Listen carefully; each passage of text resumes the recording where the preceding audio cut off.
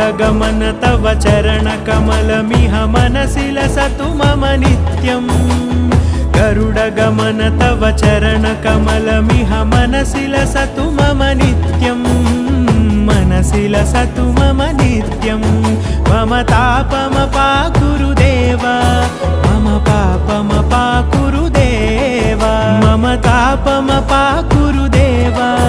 मम पापमपाकुरु देव